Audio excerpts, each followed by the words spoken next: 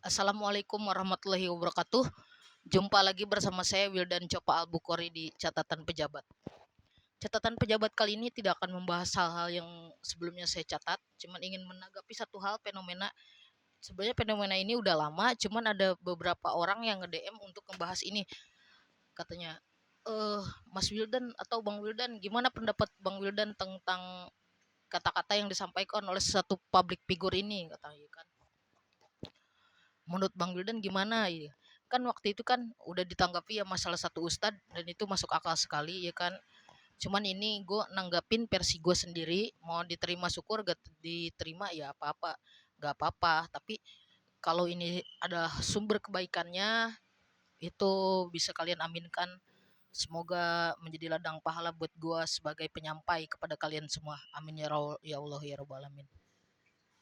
Yaitu menanggapi kata-kata dari siapa, Om Lukman Sardi, bahwa kata Om Lukman Sardi kan, kenapa orang yang berbuat baik, semua orang di muka bumi ini berbuat baik dari kalangan entah yang beda agama, beda daerah atau apa ya, salah satunya kan beda agama kan yang disorot sama dia, beda agama, dia tetap berbuat baik tapi yang masuk Islam cuman yang masuk surga cuman Islam aja katanya kan gitu. Berarti Tuhan maha kecil dong. Nah, ini dia perumpamaannya. Ini semua perumpamaan ya. Anggap kata agama itu adalah sebuah rumah atau sebuah rumah, sebuah bangunan, rumah lah, ya kan. Nah, agama itu adalah sebuah rumah dan di sana ada banyak anak-anak. Anggap katalah anaknya itu ada 4. Pertama saya pinjam namanya, satu Lukman, Hasan, Husen sama Karim, ya kan. Nah, di anggap kata orang tua kita adalah malaikat utusan Tuhan, ya kan.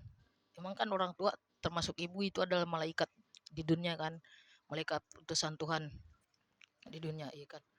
Nah, rumah ini agama kan, kayak seperti sholat ada tiangnya, ya kan. Rumah ini adalah sebuah agama. Terus di sebuah agama itu adalah panduan kitab suci. Kita ibaratkan di rumah ini ada satu peraturan tentang apa yang harus dilakukan di rumah itu ditempel di dinding, ya kan, peraturannya itu. Nah, pada suatu hari si Lukman, Hasan, Husen sama Karim ini kan main-main tuh. Ngajak teman-temannya buat main di rumah itu. Anggaplah dia tetangga itu adalah yang beda agama lah ceritanya, ikan. Ada di situ Maria, Robertus sama Sri Depi, ya kan. Ling. Wah, Sri Depi aja. Sri Depi. Habis itu si Lukman, Hasan, Husen sama Karim itu ngelihat peraturan yang ada di dinding, bla bla, dibaca sama dia semuanya kan. Terus ada satu peraturan, satu tulisan di situ mengatakan bahwa jika kalian merapihkan kamar kalian setelah merapihkan kamar kalian, menjaga kamar kalian tetap rapi, setelah bermain tetap bersih, ya kan, mainan rapi di tempatnya, apa-apa rapi di buku, rapi di tempatnya, bla bla segala macam, kalian akan dapat imbalan. Kata peraturan di situ.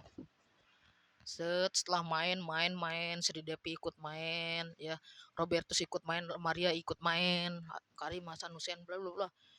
Datanglah petang, waktunya mereka bubar. Bubarlah mereka, Pak. Bubar. Set Robertus, Maria sama Sri Devi pulang ke rumahnya masing-masing, ya kan. Dia kan punya agama masing-masing, punya rumah masing-masing. Pulang. Waktunya dikasih imbalan dah. Datanglah malaikat utusan, ya kan, yang orang tua itu ngasih imbalan ke berempat itu, Lukman, Hasan, Husen sama Karim itu. Saya dapat imbalan, anggap katalah 20.000, ya kan, karena waktu itu masih kecil anak-anak gitu kan.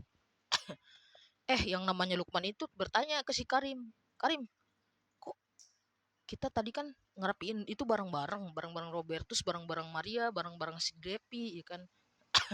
Tapi kok yang dikasih imbalan cuman kita, ya kan. Gimana sih orang tua kita gitu kan, bla bla bla gitu. Gimana sih? Pas lihat si Karim, enggak, emang kita kan itu peraturan buat kita, kata si Karim kan. Oh iya, emang itu peraturan buat kita. Kalau kita merapihkan kamar kita, menjaga kamar kita, diibaratkan dengan manusia kan menjaga lingkungannya, menjaga ketertiban dalam beragama, menjaga kedamaian dalam beragama gitu kan. Set, tetap berdamailah, gitu. Habis itu rapi kamar. Iya, Hasan Hussein setuju dengan pendapat Karim bahwa iya karena itu rumah kita, yang bikin peraturan bla bla itu apa uangnya dari orang tua kita, ya kita yang dikasih upah. Ya mereka kan punya rumah sendiri karena ini kan peraturan rumah kita, gitu kan. Kata kata si Karim ke si Lukmannya. Lukman gak terima. Gak adil dong orang tua kita. Masa kita doang yang didapatin apa namanya? Disuruh didapat imbalan peraturan, sementara yang ikut beres-beres kan Robertus Maria Masri Depi juga gitu kan, katanya Lukman ini. Akhirnya si Lukman, yang dilakukan sama si Lukman, wah gak adil orang tua kita, pindahlah dia, malah ikut si Robertus. Akhirnya dia tinggal di rumahnya Robertus selama-lamanya, gak balik-balik lagi ke rumah yang itu. Jadi di rumah itu tinggal Hasan, Husen, sama Karim yang tetap menjaga dia, apa yang ada di peraturan-peraturan tadi tetap dia ikutin, ya kan. Dia tetap ikut di rumah itu sampai menjaga rumah itu. Akhirnya rumah itu kelihatan indah sama tetangga-tetangga lain. Nah sementara si Lukman ini ikut si Robertus akhirnya, ya kan. Nah itu pendapat dari gue sih. Jadi kenapa yang dikasih pahala atau yang dapat masuk surga orang Islam aja, dalam sudut pandang Islam ya. Orang lain tidak diceritakan bahwa sebaik apapun tidak masuk surga. Nah jadi gini ceritanya, itu kan menurut tadi peraturan agama kita sendiri sendiri nih sebagai Islam. Di situ diceritakan, bahkan nih sering ada yang curhat ke saya, kenapa kita sebagai orang muslim kelihatan miskin, sementara di agama-agama lain orang pada kaya, jadi kagak ada istilah orang apa bangun gereja bikin kencelengan gitu kan, kagak ada karena dia udah kaya bla bla, katanya itu juga tuh. Jadi ada orang yang gini-gini gitu kan, ada aja lah pokoknya pertanyaan-pertanyaan. Nah jadi gini, dalam satu hadis dikatakan bahwa satu hadis, maaf salah, pokoknya ada satu keterangan bahwa jika orang lain selain kita ya, itu Tuhan sebenarnya maha adil.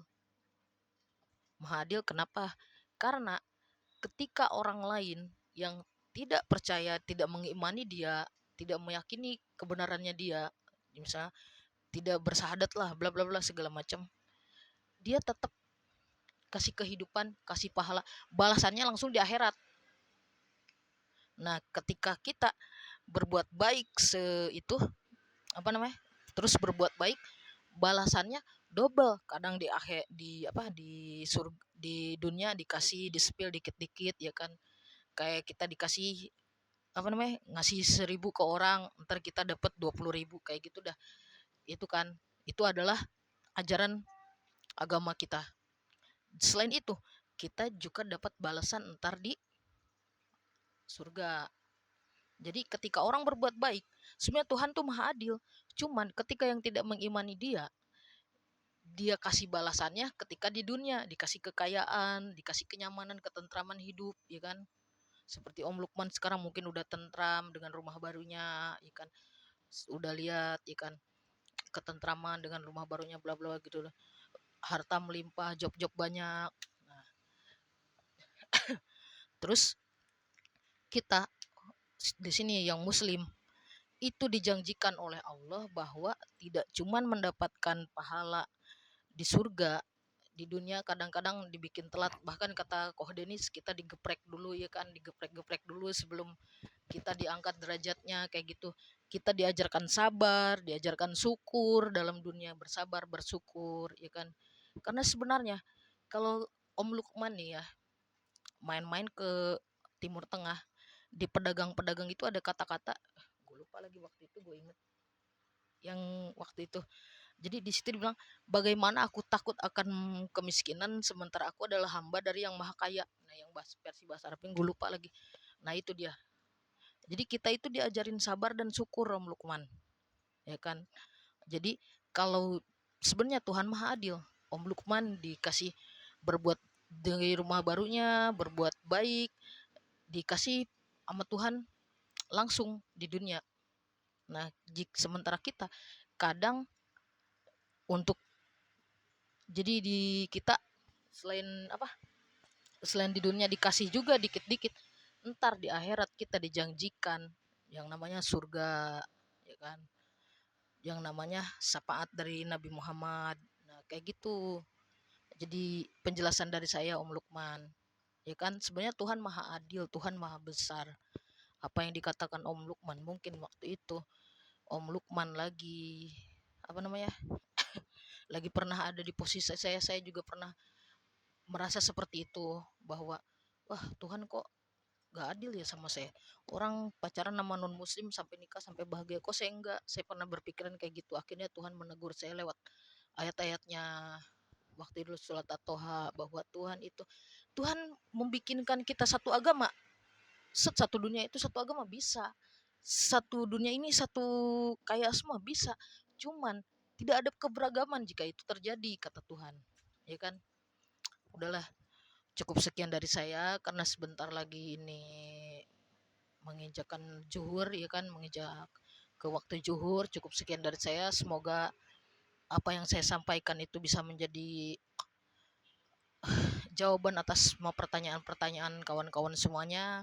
Jika ada benarnya itu adalah hidayah dari Allah Subhanahu wa taala, jika ada salahnya itu adalah murni kebodohan dari saya. Cukupkan sekian dari saya. Wassalamualaikum warahmatullahi wabarakatuh.